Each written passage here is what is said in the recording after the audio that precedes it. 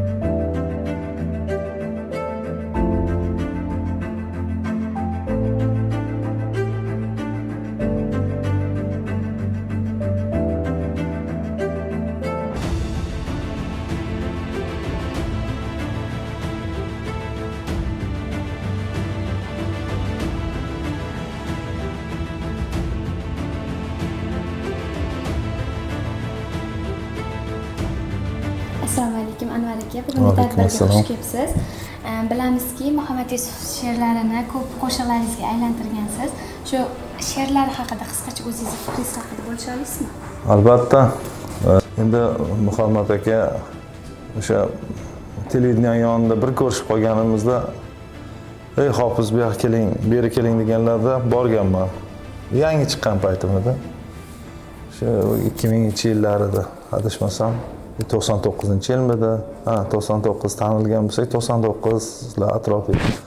Muhammad aka bordim, ko'rishgan paytim, "Siz meni yonimga bir keling, siz bilan ijodlar qilamiz. Menga ma'qul ijodingiz" deganlarda, "Xo'p bo'ladi" Muhammad aka deb xursand bo'lib ketganman, lekin keyin nasib qilmadi, shu bilan ko'risha olmadik. Keyin shu Muhammad akaning kitoblarini o'zim kitob do'konlardan olib, ichidan she'rlarni qidirsam, endi bironta she'r chiqsa shu aytsam deb, endi ustozimiz Muqaddam aka aytganlarini ko'rib, rahmatli Oxun aka aytganlarini ko'rib, Oxun aka Madaliyev aytganlarini ko'rib, endi havas qilib yurardik-da.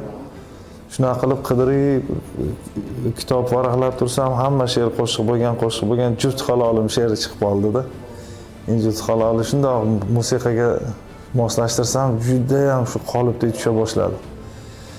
Keyin uzoq vaqt yozdik o'shani. Yaxshilab mukammal bo'lish kerak bu qo'shiq deb, shuni yozib tayyorlaganimizdan keyin endi bu qo'shiqqa klip olmasak bo'lmaydi deb klip olishga harakat qilganmiz keyin. Klipni ham endi juda katta xarajatli klip bo'lgan. Endi qo'shiq cho'zilib ketgan 6 minutlik bo'lganligi uchun efirlarga berishimiz qiyin bo'lgan. Chunki 40 kelasan, 4 minut bo'lsin deydi. Biz she'r bo'la olmaymiz, avtor olimdan o'tib ketgan. Keyin mayli deb 6 minutlik o'sha klip olganmiz keyin. Klip ham juda mukammal chiqqan, haligi suvlarning tagida juda qiynalib olganmiz. Endi qiyin o'sha payt suv tagiga tushadigan kameralardan birinchi biz foydalanganmiz. O'zbekistonda yotar ekan shu Bayram degan katta musiqiy do'kon bor edi, o'shalar borsak rahmat deb sira so'raganinglar uchun rahmat. 2 yil bo'ladi olib kelamiz. Hech kim so'ramaydi suv ostida olishga. 50% chegirma bilan beramiz deb berib yuborishgan bizga syomkaga. Shunaqa qilib Juft halol klipini keyin tayyor qilganimizdan keyin efirga beramiz desak, efirda ham ruxsat bermasdan 4 minutdan oshiqni bera olmaymiz deb ikkita qo'shiqqa to'lasangina beramiz deyishgan. Keyin men har bitta efirga ketishiga o'sha TV markaz bo'lardi, o'sha payt ikki marta efir puliga bir marta ketkazardim. Shunaqa qilib bu qo'shiq birinchi boshlashimiz bo'lgan. Undan keyin mana 8 tacha qo'shiq yozdim. Muhammad akani hamma she'rlari juda ham shu yurakka yetib boradi. Ruhlari shod bo'lsin, oxiratlari obod bo'lsin. Shunaqa qilib boshlaganmiz. Bugungi tadbir haqida, Nazir opani 70 yillik tadbirlari haqida, ular haqida qanaqa fikrlar bildira olasiz? Xo'p, endi Nazira opam juda ham beg'ubor insonlar. Men birinchi bo'lib tanishib qolishimning sababi mana shu Lolajon, Lola degan Muhammad Yusuf she'rlarini qo'shiq qilgan paytim eshitib qolibdilar, menga telefon qilganlar. Men ungacha gaplashmagandim. Telefon qildilar, meni koydilar ozgina.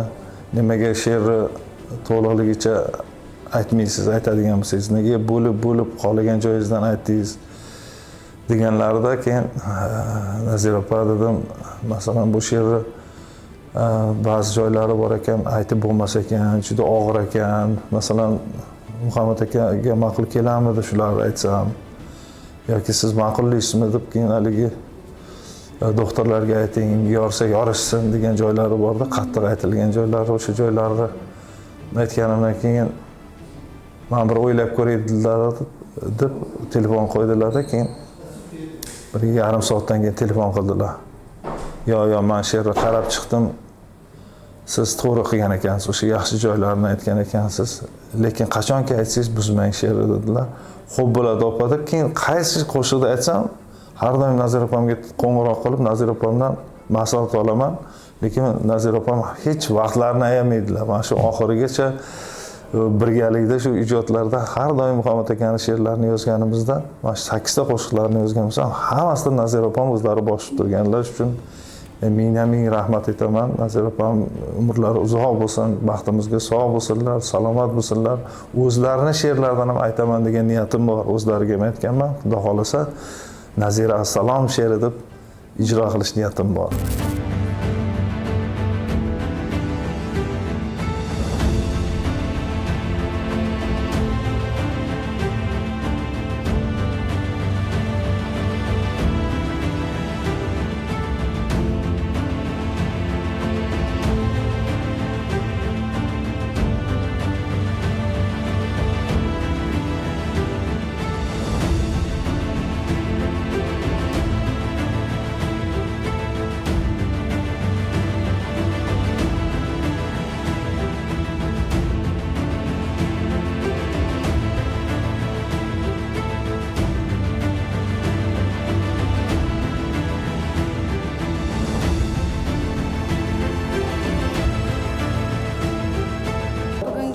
tadbir haqida fikringiz, Nazir opa bilan qanaqa ijodiy faollikda birga ishlaysizlar?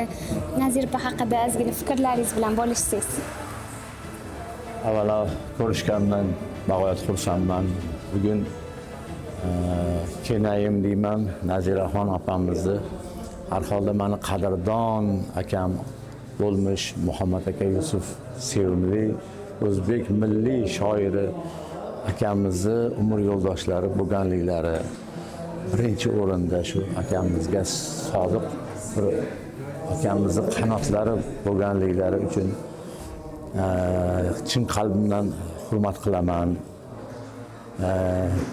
Kenayimni oila a'zolari bilan birgalikda oilaviy do'stligimiz, Kenayim bilan birga do'stligimiz bor, oilaviy. Endi avvalo Muhammad aka haqlarida gapirsak juda ham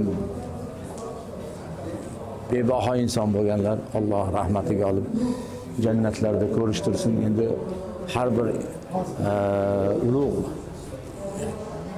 insonni ortida, ulug' bir erkakni ortida albatta suyab turguvchi ayoli bo'ladi. Shuning uchun men Kenayimni shu Muhammad akamizni suyab turgan tirgak deb hisoblayman. Mana inson aytadiki, inson o'ladi qachon ortida birorta bir yaqin odami qolmasa, farzandi bo'lmasa, inson o'ladi qachon yaqini bo'lsa-yu yoki farzandlari bo'lsa, biron marta eslamasa degan gap bor. Shuning uchun men Naziraxon Kenayevni har doim gaplashganimizda, ko'rishganimizda albatta Muhammad aka haqlarida bir faxr bilan, muhabbat bilan gapiradilar. Endi Allohdan tilagim shuki, Kenayim, ya'ni Naziraxon opam oila a'zolarining baxtiga sog' bo'lsinlar, salomat bo'lsinlar, 100 yoshlardan oshib oila a'zolariga bosh bo'lib yursinlar. Bularning baxtlariga oila a'zolari, farzandlari, nevaralari, chevaralari, evaralari salomat bo'lsin. Xursandchilik kunlarda ko'rishib turishlik hammamizga nasib etsin. Sog' bo'lsinlar, omon bo'linglar. Yosh endi kirib kelgan, shu adabiyotga kirib kelgan yoshlarga qanaqa maslahatlar bergan bo'lardingiz? Endi yoshlarga albatta bugungi yoshlar o'ziga xos. Bugungi yoshlar bizdan ham serg'ayrat. Endi biz yoshligimiz o'tdi. Lekin Muhammad akani o'sha bir umr yoshlar uchun bir e'tibori katta bo'lgan Muhammad Yusufov, Umr Yo'ldoshimni, ularni yoshlarga bergan o'zlarini bir baholari bo'lardi. Yoshlar bizdan zo'r. Ularni ichida men hayron qolaman, men topolmagan bir tashbihlarni topishadi yoshlar degan bir gaplari bo'lardi. Xuddi shunday nima? Men ham shu gapni aytgan bo'lardim. Bu yoshlarimizga bugungi kunda endi albatta katta bir eshiklar ochilyapti. E'tibori juda katta, hukumatimiz e'tibori juda katta. Juda baxtli avlod hozirgi yoshlar. Ilohim mehnatdan qochishmasin. Ilohim sabrli bo'lishsin deyman. Yana ham mana yoshlarimiz juda bir baxtli, o'sha narsani qadriga yetishsin deyman. Mana hukumatimiz nima qilayotgan, ochib berayotgan o'sha imkoniyatlarni qadriga yetishsin. Yoshliklarning qadriga yetishsin. Yoshlik bir pasda o'tib ketadi.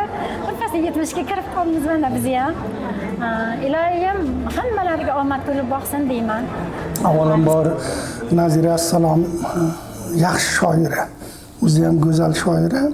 Endi men gapni sal uzoqroq boshlamoqchiman. Muhammad Yusuf ustozimiz bilan ko'p yil qadrdon bo'ldik. Juda ham ko'ngli nozik inson edi. Muhammad Yusuf bilasizlar, sevgi haqidagi eng go'zal she'rlarni yozgan, go'zallik haqida eng go'zal she'rlar yozgan, sadoqat haqidagi eng go'zal she'rlar yozgan, mehr muhabbat haqidagi go'zal she'rlarni yozgan. Shunday bo'lgandan keyin ko'ngli nozik inson dunyodagi eng go'zal qizni tanlardi. O'zining turmush o'rtoqligiga eng mehribon, eng g'amxo'r, eng sadoqatli qizni tanlardi. Muhammad Yusufning yuragi shunaqa edi va o'sha eng Muhammad Yusufning nigohi Nazira assalomda to'xtagani bu bejiz emas. Chunki haqiqatan ham Nazira assalom ham go'zallikda tengi yo'q, mehr oqibatda, sadoqatda tengi yo'q insonlar. Shuning uchun shoir qalbi aldamaydi, shoir qalbi albatta eng go'zalini tanlaydi. Mana shu tanlab adashmaganlar. Nazira assalom opamiz ham inson sifatida juda go'zal insonlar. Bu kishini tavallud ayyomlari bilan tabriklayman. Iloho umrlari uzoq bo'lsin. Mani Zulayho xojonam bor edilar, 101 yoshga kirdilar. Bu Nazira opam ko'p bor duolarni olganlar.